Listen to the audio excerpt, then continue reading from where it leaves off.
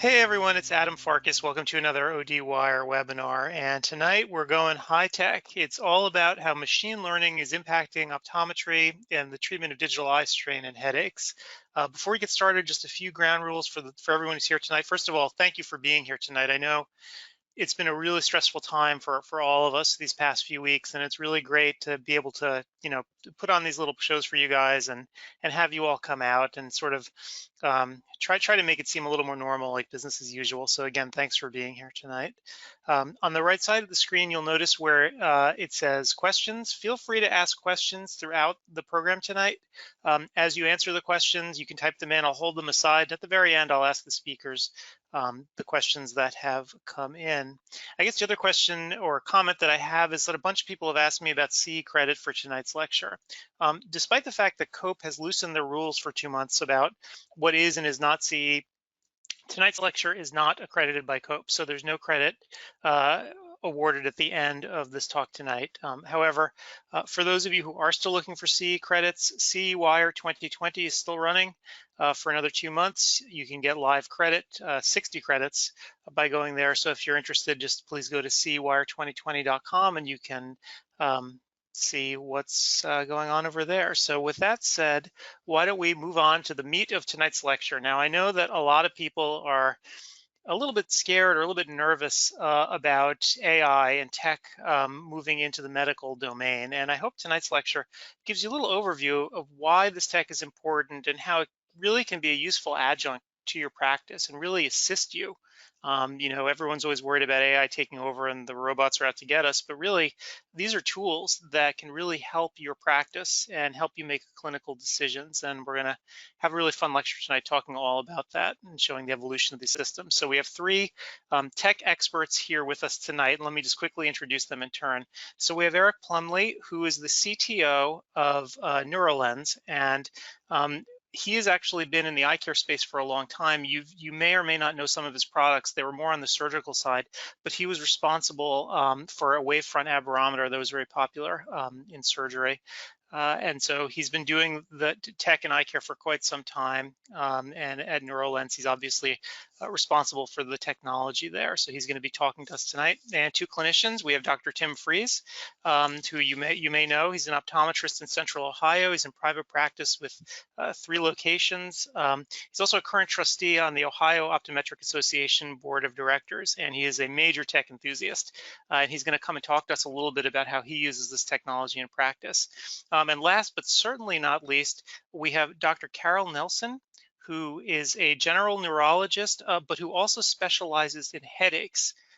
So this is sort of her life's work now. Her passion is diagnosing and treating headaches. And again, she's going to talk to us a little bit about how you can use this technology to help with this problem too. So I want to thank our 3 speakers for being here. And why don't I turn everything on over to Aric and we can get the show going. So Aric, take it away. All right, thanks a lot, Adam. Really appreciate it. I appreciate the opportunity to share what we've been doing at Neurolens and be able to hopefully give you insight on artificial intelligence and how it's being used in a variety of industries, but in particular optometry, and how we're using it at Neurolens for digital eye strain and headache.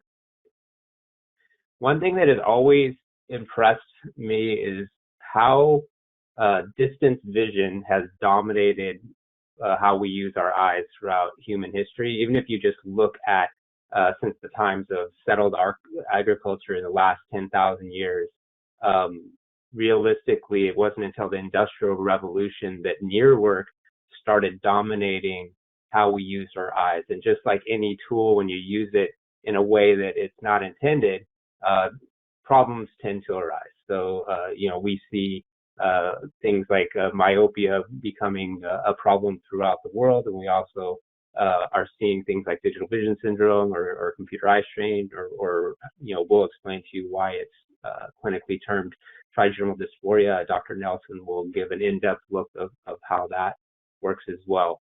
But we've changed how we've used our eyes, and it's in particular, if you look at the last 20 years even, our work has become almost completely at near, to the point that there's more mobile subscriptions than there are people in the world. So people are, using more than one device at times. And I think it's just fascinating that there's more mobile subscriptions than there are people. So, this near work causing these problems, this isn't something that's new. If you look at throughout history, Carl Stellwag von Karajan in the Treatise on Disease of the Eye talks about high rates of asthenopia in embroidery workers. And of course, if that was done today, he would have said, hey, I've got something here. We're going to call it embroidery vision syndrome and start developing tools and treatments to help these patients. Carl was not such the marketer as we have today. So, he basically was documenting the high rates of asthenopia in jewelry workers. And lo and behold, now today, we have everybody working at this embroidery working distance. So it's not a huge surprise when you fronted with that information that the Vision Council came out and said 65% of patients are experiencing symptoms related to digital vision syndrome. And our own data, which has a little bit higher standard for what we call symptomatic, we find about 56% of patients are walking into your practice experiencing symptoms that are primarily related to doing near work. Most treatments that people think of when they think of near work are related to the accommodative system, where there's like a little plus add or something like that. But what we've seen, also throughout history, doctors like Charles Sheard, you might have heard of him, he found that there was a higher rate of asthenopic symptoms if a patient's phoria was twice as big as their fusion reserve. So he's showing that binocular alignment is a critical feature when identifying patients that have these symptoms related to near work. And again, when Dr. Nelson talks about how the extraocular muscles are connected to the trigeminal nerve, that there's a good reason for that. Similarly, A.S. Percival described a zone of comfortable vision that was related to fusion reserves and phorias, and he documented that in the early 1900s.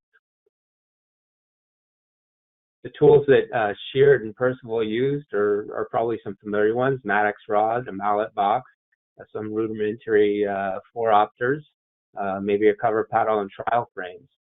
So these are the tools that are using early in the 1900s to be able to identify visual misalignment and to be able to treat patients. Today, we've got a lot more modern tools for identifying all sorts of conditions. I mean, we're using OCTs and not visual, to identify problems rather than visual field. We've got complex eye tracking systems to determine how the eyes are working together. And, we have artificial intelligence, which helps tie all that data together and help identify, how we might be able to help patients. And it really allows doctors to provide a higher level of care to their patients. Okay, I'm going to turn it over to Dr. Nelson now, and she'll talk about the neurological mechanism of trigeminal nerve pain.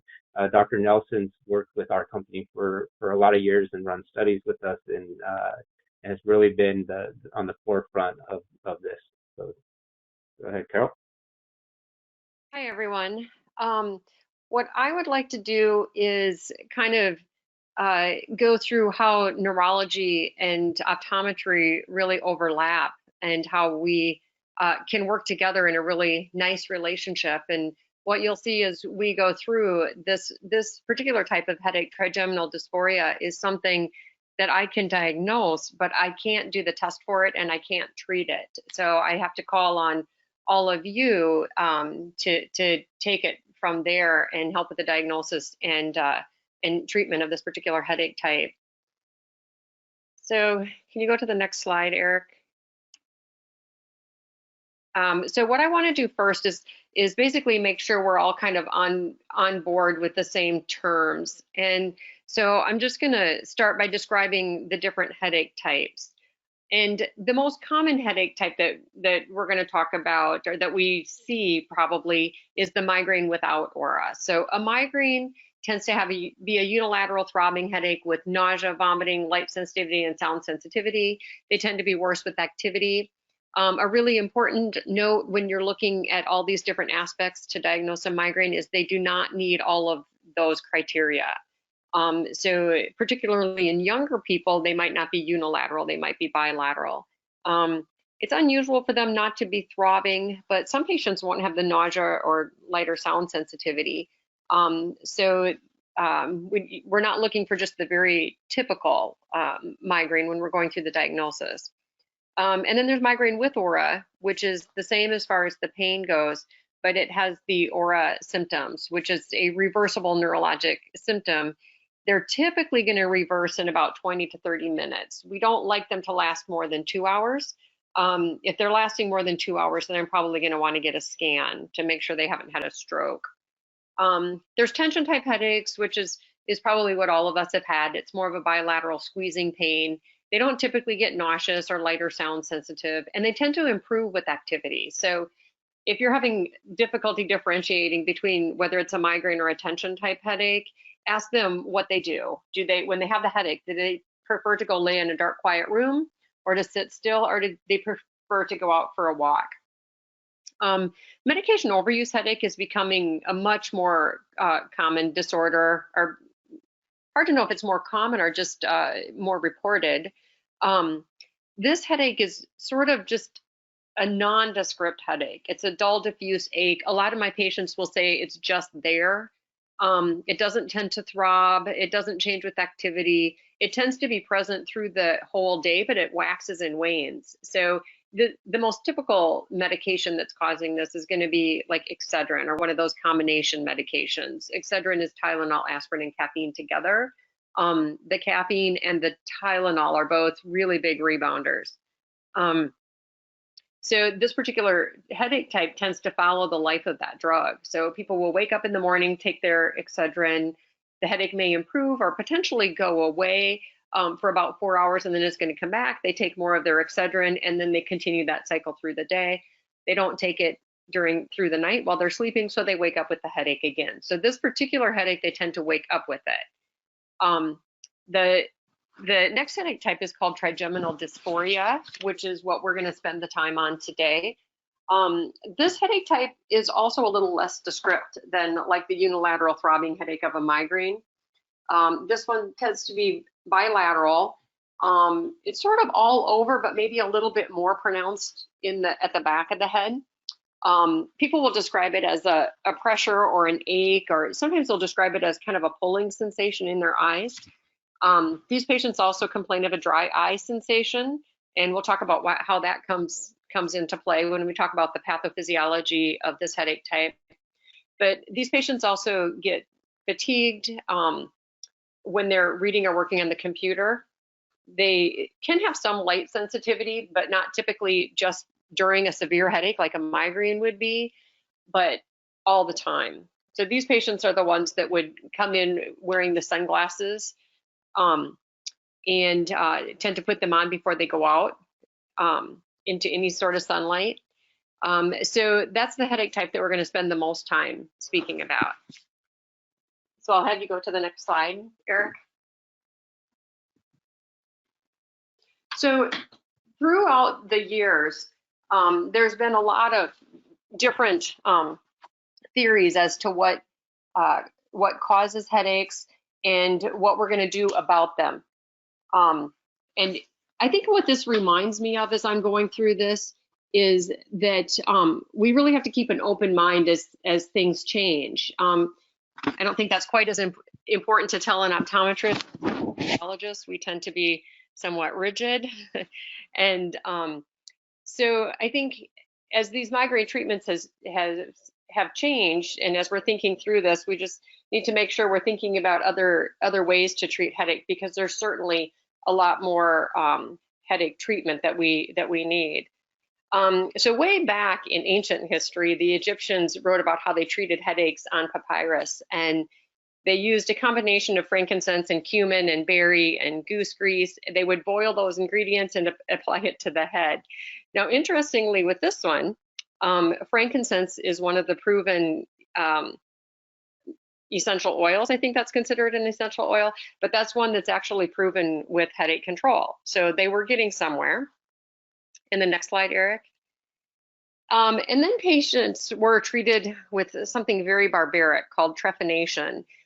So this is when they would make burr holes in the skull and remove a portion of the skull. What they thought they were doing was relieving the evil spirits, but what they were probably doing was relieving some of the pressure.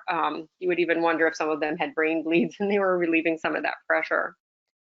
And the next slide. And there was also, for a while, they used something called blistering, where they would grind up Spanish flies and use this caustic chemical from these flies and apply them to the skin of the forehead. And they thought they were emitting the serous humors. I suspect they were distracting the patient with a different type of pain. And the next one. So now we come more to the treatments of today, where there's a huge variety of different treatments. They're showing some of them here, but we've got a whole slew of different preventive treatments and different symptomatic therapies. We do a lot of Botox therapy, which is for migraine prevention.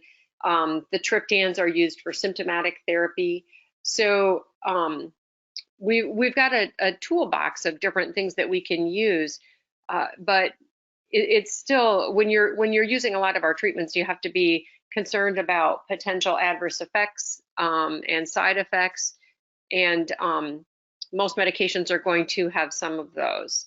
Another thing to keep in mind with the medications is that it's really common for headaches to be prevalent during the reproductive years, and it's slightly more common in women. So we need to be treating these thinking that there could be a potential pregnancy. So the more we can limit the medications, the better. And we'll go to the next slide, Eric.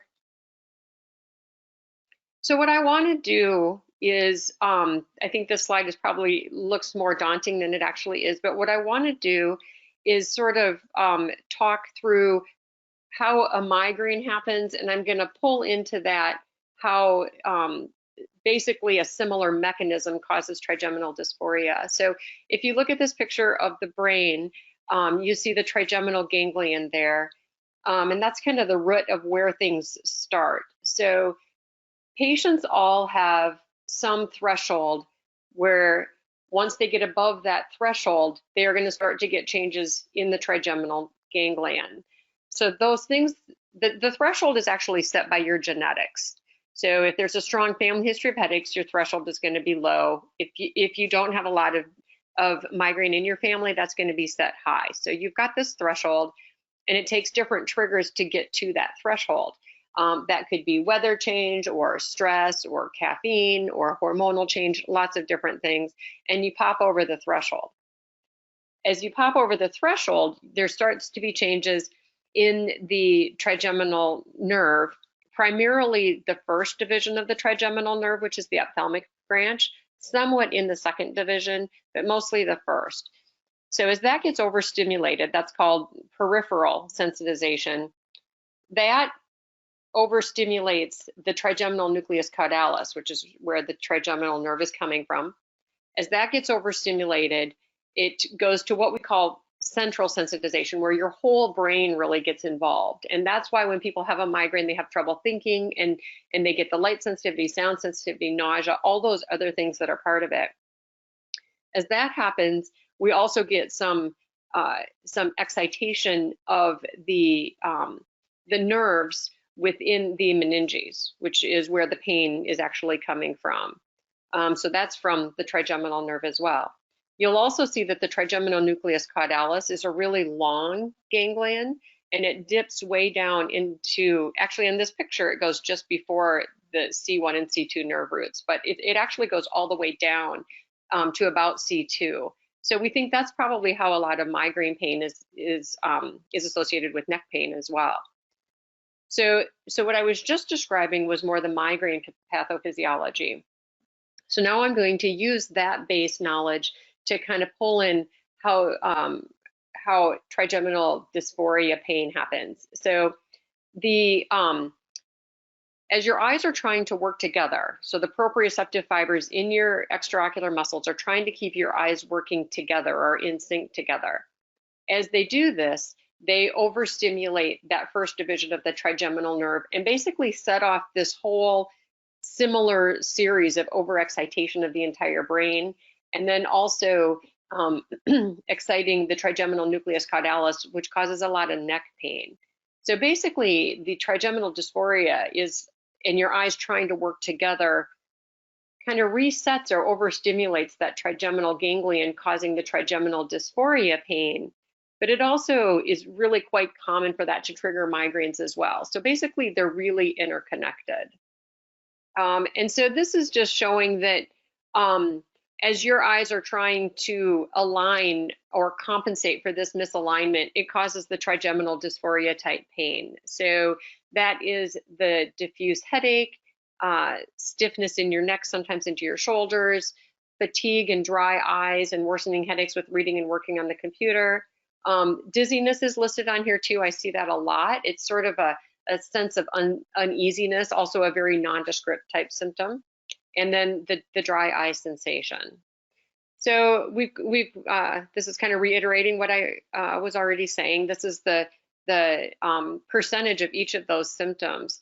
Of course, the patients that are coming to me, I do primarily headache. So I'm actually kind of surprised to see the headache percentage that low.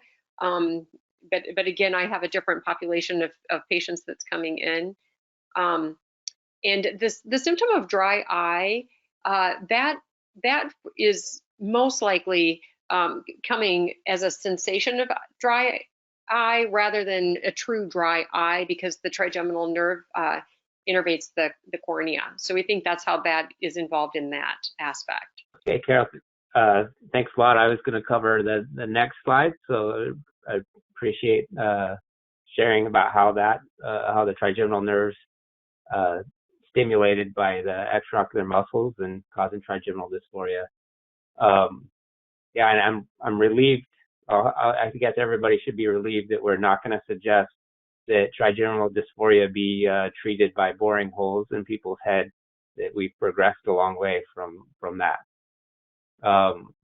But again, kind of to reiterate too, that these things aren't necessarily new. These have been documented for 150 to 200 years, originally as asthenopia, and then it started becoming related to alignment in the mid-1850s when they talked about convergence insufficiency. They measured it a little bit differently in the early 1900s as fixation disparity, and then now it's kind of had a resurgence in the 2000s because people started using their digital devices, and it was coined computer vision syndrome. People moved even closer to their digital devices. They coined it as digital vision syndrome. And then as doctors like Dr. Nelson has been able to explain that it's a stimulation of the trigeminal nerve as it relates to eye misalignment, and it was clinically labeled in 2018 as trigeminal dysphoria. So how are practitioners measuring misalignment? I probably don't need to tell anybody online this, but in general, you might do a Von Graph Foria where you're putting 6-base up in front of a patient's eyes, causing them to be diplopic, adding in some prism, asking the patient when two letters line up, and then when they line up, you write down the number. You might do that at distance, you might do that at near, and you have two different numbers. And so you've measured their distance and near forias, and then you might actually, if you really are this ambitious about understanding binocular alignment, you might do calculate their gradient ACA as well. And you get extra credit points for that. Sorry. So tools today, though, can be a lot more objective because there's eye tracking systems out there that use, you can use the first Purkinje and the pupil center, and you can measure eye direction of gaze down to about 1/100th of a diopter. And by doing that, you can get a very objective measurement about how a patient's eyes work together. For instance, with the Neurolens measurement device, we have a stereoscopic display where we're able to isolate the vision in each eye, display different graphics, and then determine their position of gaze. And So the sequence of graphics is, along with the measurement, can tell us a lot about what the patient's eyes want to do. And I'll give an example of how that works. So here's a plot that is generated by the Neurolens measurement device, and it's showing you in this first few seconds up to about 173 seconds the patient's fused. You can see both eyes are, the yellow and the green dots are right on top of each other, and you've got perfect alignment. At that point, we break the patients. We tell the patient to look at a target with their right eye, and then we show some dissimilar graphics with the right eye. And you can see here the eyes drift off for a second, but in general, their right eye stays on target at 0, and their left eye drifts exophorically down. And it takes about 10 seconds, and the patient ends up about 7 diopters exophoric. Right, so that would be a 7 diopter exophoric patient. Here are 2 patients, both measured about 7 diopters exophoria at near, and you'll see that their eyes actually move quite differently. So you have this patient on the right here, and you see they're disassociated now, and you'll see their eyes slowly drifting outward. Slowly drifting outward. In a second, they'll fuse again, and you'll see the eye snap back in place. You see the eye snap back in place there. So that's one patient, 7 exophoria. Now what you're going to see with this patient on the left, at about 2 seconds, you'll see their eye quickly move to the left. That's the point that they become disassociated. This patient looking straight ahead, and they're disassociated now. You see the eye movement outward there.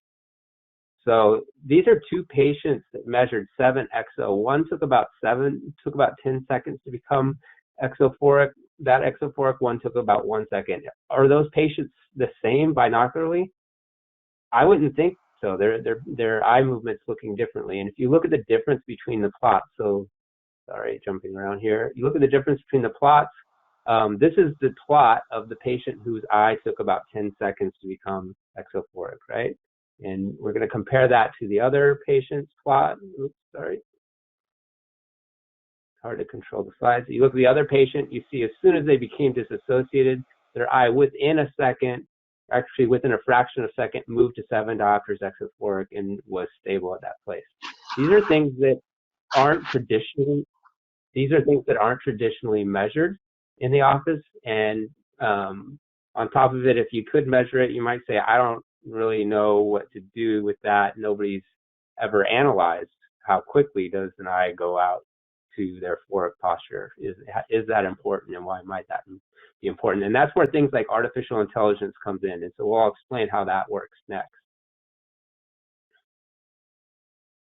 So so we get all this data. We get 10,000 data points per measurement, and that's more information than anybody can really process. It might look really cool on a chart, but at the end of the day, I just want to know how to treat a patient. So if intelligence is defined as the ability to acquire and apply knowledge and skills. So each patient has very unique attributes.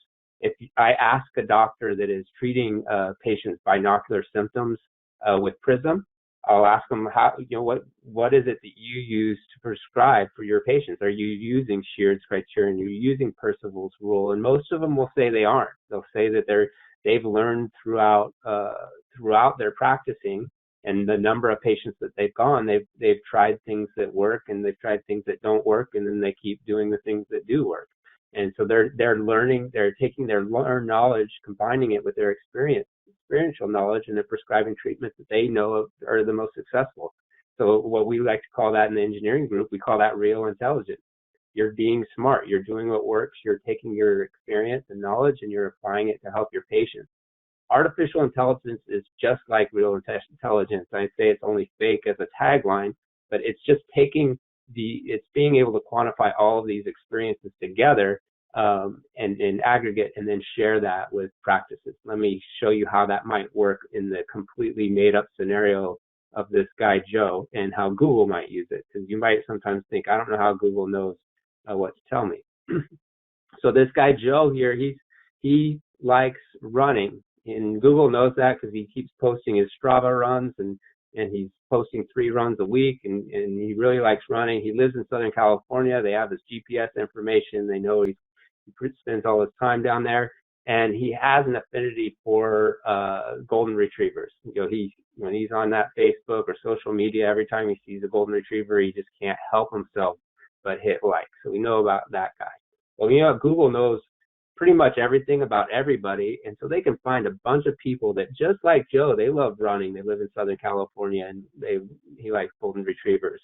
And they'll think, okay, what else do these people have an unusual affinity for? Well, turns out in my made-up example, these people also love Argyle socks. So they're like, okay, well, I don't know. It makes no sense to me whatsoever what Southern California running and golden retrievers has to do with Argyle socks. But the artificial intelligence guy shows up and says, hey, I know. Hey, Joe, do you want some Argyle socks? And Joe is thinking, this thing, I never even talked about Argyle socks. I never did a search for Argyle socks. But somehow, those things are really appealing to me. How do they know? How does AI know? And is it simply just taking patterns and relationships and then applying it elsewhere? It's not just used for Argyle socks, though, luckily.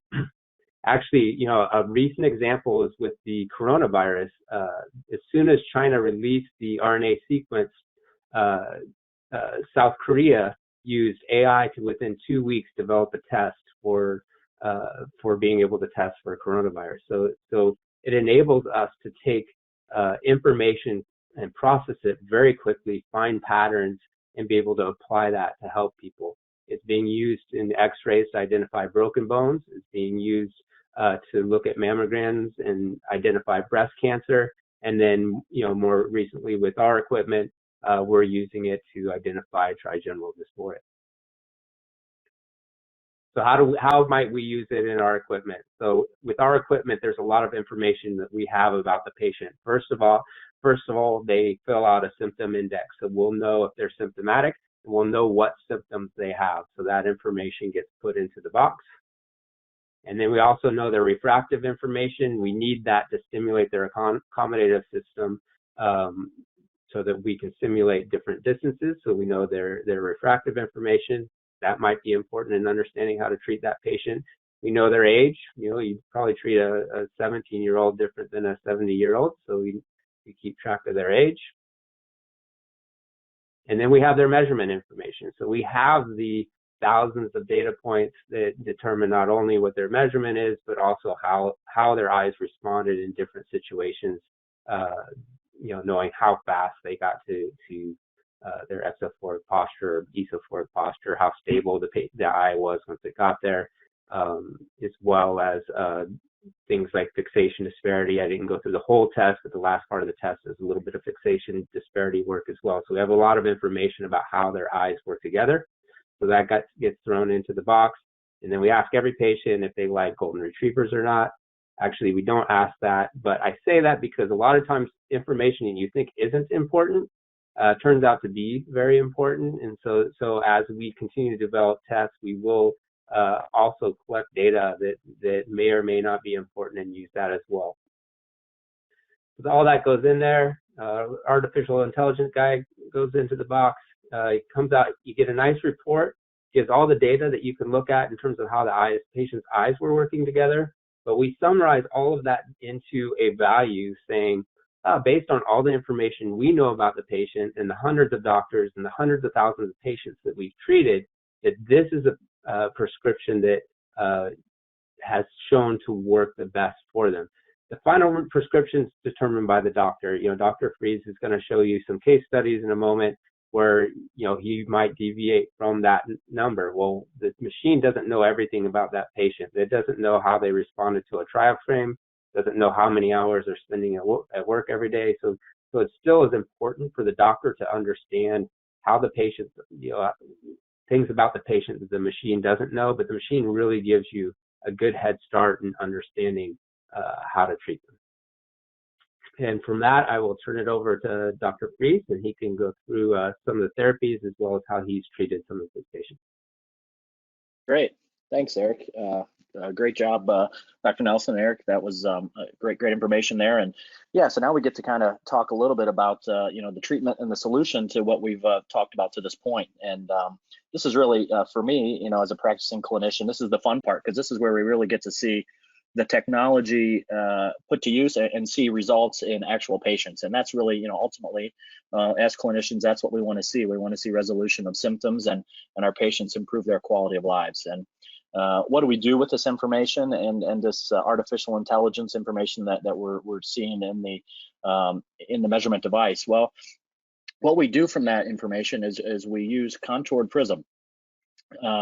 And people say, what is contoured prism? Well, if we think about, we all know what regular prism is in the lens, and it's the same amount of prism that is present throughout the whole lens. So no matter, if you're looking at distance or near, you're looking through the same amount of prism. With contoured prism, it functions differently, and what we're able to do is take a differing amount of prism at distance versus near. So traditionally we'll use base out prism because what we find is the majority of people have typically have a larger misalignment, exo misalignment at near than they do at distance. And what we're able to do is give them more base in prism at near than we are at their distance viewing position. So we're able to better match up the prism with their actual eye misalignment depending on where they're looking. Aric, you can move to the next slide there, I think. There may be a few, you can keep going, I think. Yeah, there you go. So we can kind of get into some case studies here, so perfect. So this is, for me, this is the fun part. And I'll walk you through this first case study patient that I had, which is a very interesting patient, 65-year-old white female that I'd seen for years. And you can see her prescription there. She's a pretty high plus hyperope and a full presbyope as well. So she was interesting because I've seen her for years, and she has always had, as Dr. Nelson mentioned, she sort of had that nondescript dizziness complaint, but also she complained a lot of motion sickness, in particular riding in the car. She was someone who basically had never left the county in Central Ohio where we live. She hadn't left the county in like 25 years because she just couldn't ride in a car that long. In particular, she could never ride in reverse in a car. So her husband drove her everywhere, and they became used to that. Well, I've seen her for years, and once we brought the technology into our office, she was one of the first patients that I brought in just because I knew her history. And as you can see on the printout, we were able to get her neurolens value, which came out to be about a 1.6. And you can see she has a little exo at distance and is even more exo at near. So pretty classic pattern that you'll see there, and a fairly normal ACA ratio. But the neurolens, the measurement device, and all of the testing that was run, it came out with a neurolens value of about 1.6 base in is what was recommended. Well, the nice thing is we have available in the exam room some flippers that we're able to use, and we're able to demonstrate the neurolens at a 1 base in, a 1.5 base in, 2 base in, 2.5 base in. And I was able to demonstrate to her in the exam room sort of the varying ones. And what I'm looking for when I do that is not so much pure acceptance or an immediate resolution of symptoms. I'm just looking to make sure that a patient doesn't have a severe negative response or a negative response when I'm showing them the prism. And that rarely happens. I think it's only happened to me maybe 2 or 3 times out of a couple hundred. So it's pretty rare that actually happens, but I'm able to sort of narrow down that prism. So in her case, I sort of showed the 1 and the 1.5. I think I actually did show the 2 as well, and she didn't like the 2. So it put me back between the 1 and the 1.5. And even though the neurolens value was a 1.6, I decided to lower it just a little bit to 1.3. She was one of the first patients that I had with the device, and so I think leery about giving too much prism early on, which I know we're usually taught to not give too much prism. If I had to do it again, when I see her again next time, it'll be interesting to see if I actually bump that up a little bit. But I ended up prescribing, I kind of split the difference between 1 and 1.5, and that's the nice thing with the device and with the technology and the contoured prism lenses is we're able to prescribe to the 10th of a diopter in prism. So I went with the 1.3 base in, and Aric, you can go to the next slide there. And this was a patient, she basically had total relief of her symptoms after wearing the glasses for a few days after the first week. But what the best part about this is, I was standing in our front desk, and I saw her walk into the office, and I knew she wasn't in for an appointment, but she came in and she gave me a big hug, and she basically just said that she had just got back from a road trip to Florida to visit family. And it was the first time in 25 years that she'd actually been in a car and left the county. So, and even better, that she actually drove half of the way. And her husband wasn't far behind when he came in the office. And I think he was even happier than she was, because he no longer had to drive her everywhere. So it was just, it was just a great heartwarming experience, and one of those things where you actually really got to see an improvement in someone's quality of life, through this treatment. So you can move on to the next case study there. So this is a younger lady, a 24-year-old female that we had been seeing for a while, basically a simple myope. But she spends a lot of time on the computer, and I think she worked in front of the computer 8 to 10 hours a day, and she experienced a lot of headaches, a lot of neck stiffness, a lot of the typical symptoms that we see a lot in practice. And she wears contacts, but basically preferred to wear her glasses. I think she just had a lot of eye strain, and she even had some dry eyes, and I think a lot of constant staring at that monitor caused a lot of those symptoms. And you can see when we ran the measurement device on her, it gave a 1.5 base in as her value. And she was also a little exo at distance and a little bit more exo at near. And again, a pretty, higher, it's a fairly normal ACA ratio. But I think, due to the amount of time that she spent on that computer and staring at a distance that is not not natural for most of us to be staring at for that long, she was getting these symptoms, and her system was just breaking down throughout the day. And so the same thing, I demoed the flippers in the exam room, both at distance and at near. I always do distance and near with that to make sure that they're going to accept it. Or I guess I should say, to make sure that they don't have a negative response at either distance. And in her case, I decided to kind of go with the 1.5 base in, basically just what the neurolens value had described. So you can move on to the next slide. And the interesting thing is, she had enough, like I said, enough fusion reserves to really deal with her phorias. But due to the amount of time that she was really spending on the computer, I really felt the neurolens was going to be a great solution for her. And after wearing the lenses for 1 week, she basically said all of her symptoms were completely gone. She was symptom-free, just a great advocate for the practice, for the technology, and is someone who's still doing great to this day. And it's great to see them just being able to relieve patients of these symptoms that we've not been able to treat up to this point successfully. So you can move on to the next slide there. So, how is the AI impacting optometry and how we're treating these patients? I think you can see Aric did a great job as showing us how artificial intelligence is used. And for those of you that didn't know that Google's tracking everything, now you do. But, we're able to really, take that information of all the practices and patients across the country, their questionnaire, their data, their solution, and what's prescribed and what works for them, and then we're able to just fine tune the technology even better. And it really enables us to very comfortably prescribe, neurolens and prism for these patients, and we're able to really offer a solution to a problem that these patients, most of them, have lived with for a long time. And Dr. Nelson can attest to this with all of the end-stage migraine and headache patients and the suffering and their quality of life issues that they have. And now we have a treatment plan for them that really offers an amazing solution to that problem.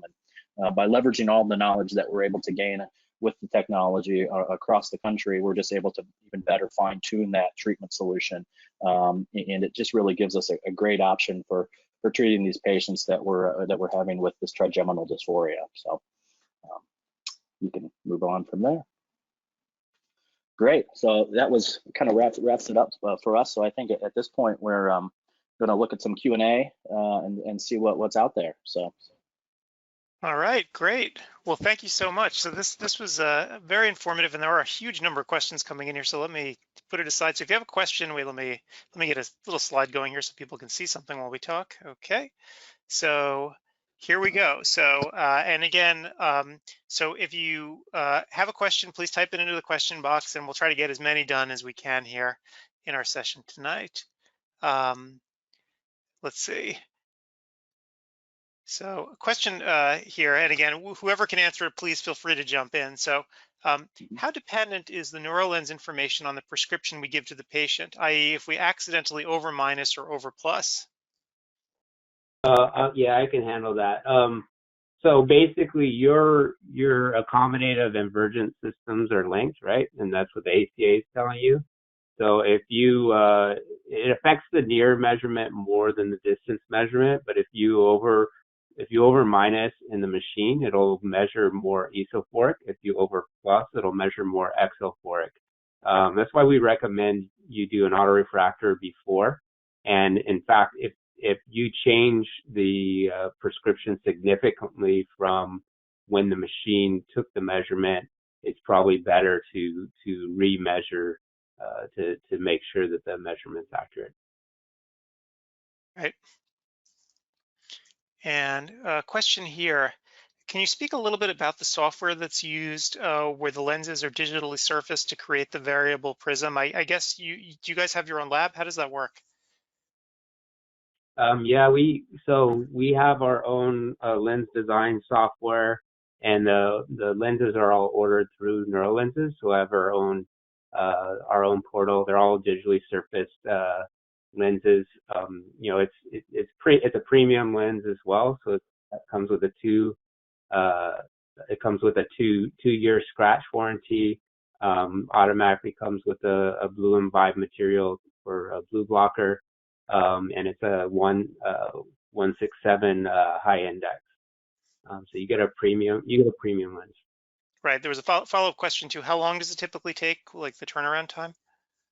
It depends. It's a little shorter if you. It's a little shorter if you do your own edging. We can send you the uncuts, but if you send us a frame and we do the edging, it's usually about 2 weeks. Right. Question here, do you know, are there any case studies comparing the need for prism before and after vision therapy? I guess I can answer that as well. So there is some studies with a vision therapist that she was treating patients in combination with vision therapy and saw a reduction in how long it took her patients to get to an endpoint. It's not something that we've focused on as a company, but I know that we have several vision therapists that are using our lenses either in combination with their therapy or for patients that can't comply with vision therapy, they're using it as an alternative treatment as a separate tool in their tool belt. Right. Clinical question here. What happens if the patient can't handle the prism? What do you do? Well, I can take that one. I guess it depends on. There's several things. So number one, the company has a 100% satisfaction guarantee. So the patient, if they are not satisfied with the lens or can't handle the prism, then the patient can get a 100% money back guarantee. So that's one option. Option two would be to work with the patient and see if you need to change the amount of prism that's in there. And Neurolens will also work with you if you need to do a doctor's remake for the same thing. So it's really, it's a very easy thing to do, and the company is very easy to work with in those situations. And like I said, they're the satisfaction guarantee, so there's no risks for doing it. Right. Question here, can you give a typical average cost for a pair of Neurolens glasses? Yeah, I can touch on that one too. So the lens, I guess we should mention also, we can prescribe it in single vision, in a computer or an office style lens, as well as a progressive lens. So, you really think about those three different price points. And again, to just sort of, give a general range, I would say you're probably, looking at, not including frame, obviously, because that's going to be a big part of it. But if you're just looking at the lenses, you're probably going to be looking somewhere between, charging somewhere between $650 and $900 for the lenses. I know that's a bit of a range, but again, it depends on the single vision computer or progressive lens. Right. And question to follow up on that, do the vision care plans reimburse for this? Like, do you know what VSP's policies are? So yeah, correct. So this is a private pay option. It is not included in managed care plans. So this is a premium product that is looked at as a cash pay or out-of-pocket option. Right. Question here, we have a lot of international folks who are on ODwire, and particularly in Canada and Australia. What's the availability of the lenses outside of the US? They're available in Canada right now, and we're going to be in Europe soon. Okay, and nothing in Australia yet? Nothing in Australia yet. Right. And nothing in India? Someone's asking a very pointed question. Yeah, nothing in India as of yet. Okay. Yeah. And a question here: should there be a standard frame design when they're using neurolenses? So I can start, and then Tim, maybe if you expand. So we, as part of our data analysis, we found that larger frame size provides more therapeutic benefit. So there was a direct correlation between frame size and treatment efficacy, but we don't have necessarily a restriction on frame size. I don't know, Dr. Freeze, if you want to expand on that at all. No, Aric, we didn't coordinate our answers before that one, but I was pretty much going to say the same thing, that I just sort of found that anecdotally, I think, as well, that we typically like to give just a slightly larger frame size as well. So I would agree with that. Right. Question for Dr. Nelson here, which is sort of an interesting one. In your, Dr. Nelson, you're a neurologist, not an optometrist. Do you send these cases out? Do you refer out to someone? Yeah, I do. There's a couple or a few places in my town in South Dakota that do this, and then there's the person that originally developed this is about an hour down the road from me. So what I do is kind of sort out, when they come to me, a lot of times they have more than one headache type. So I sort out the different headache types, treat the migraine portion, get rid of any medication overuse portion that I can, and send them to the optometrist. I think a good thing to point out here, though, is that the optometrist can certainly do the neurolens aspect of it before somebody treats the migraine part. So you don't need a neurologist to be sending them to you. You can certainly start with them. If somebody starts with them and cleans up the trigeminal dysphoria part, it makes my job so much easier by the time they get to me, because then you've already gotten rid of a lot of that chronic daily headache component, and I can more easily differentiate the other headache types. So a lot of the questions when we speak somewhere, optometrists are concerned that they don't have an optometrist, or rather a neurologist that they work with closely or that knows much about the trigeminal dysphoria, but you don't really need me. I need you to be able to do this part of it, but you don't need me to sort out the migraine part. If you treat the trigeminal dysphoria portion, get that all cleaned up, and then send them, if you need, to their primary or to a neurologist to treat the migraine part. It works out to be a fantastic relationship between the two different specialties. Right. And so you bring up a really good point about that, this idea of seeking referrals, right? And so maybe, I don't know, Tim, if you have any experience with this, have you been able to reach out to neurologists in your areas and try to get some referrals in? Yeah, absolutely. I was going to say, that's some of the first referrals that we actually had were from neurologists. One of my practice where we have the technology is about 35, 40 minutes outside of Columbus, Ohio. And we actually had neurologists. I was one of the first in Ohio to have the technology. And we had neurologists from all around Columbus and Dayton sending us some patients just because they saw online, I think through Dr. Nelson, that the neurology community has been made aware of this technology.